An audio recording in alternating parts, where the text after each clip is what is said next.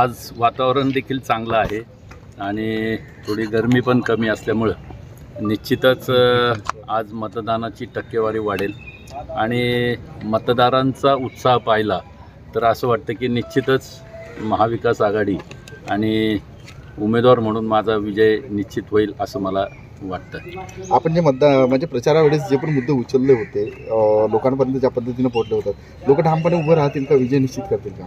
निश्चितच, कारण गेले 10 वर्षामध्ये या मतदारसंघामध्ये ज्या पद्धतीनं विकास व्हायला पाहिजे होता किंवा ज्या पद्धतीनं जे आश्वासनं दिली ते आश्वासनं पूर्ण न झाल्यामुळे आणि जी नाराजी आज मतदारांमध्ये होती ती नाराजी आज या ठिकाणी दिसून येईल की ती मतदानाच्या रूपातनं निश्चितच मतदार राजा या ठिकाणी आपलं मत महाविकास आघाडी मशालीला देईल असं मला खात्री आहे। सर, नागरिकांना काय आवाहन कराल? मतदार केंद्रावर मतदार रांगा लावत आहेत, कुठेतरी ही परिवर्तनाची नांदी असं वाटतंय का तुम्हाला? निश्चितच परिवर्तन होतं आहे, कारण की आज देशाला वाचवायचं आहे हे सर्वसाधारण नागरिकांनी मनावरती घेतलेलं आहे आणि निश्चितच मला असं वाटतं की आज ही जी निवडणूक आहे ही निवडणूक मतदार राजांनी आपल्या हातात घेतलेली आहे। सर, नागरिकांना काय आवाहन कराल तुम्ही मतदान करतो? मी आपल्या मार्फत नागरिकांना आवाहन करतो की आपण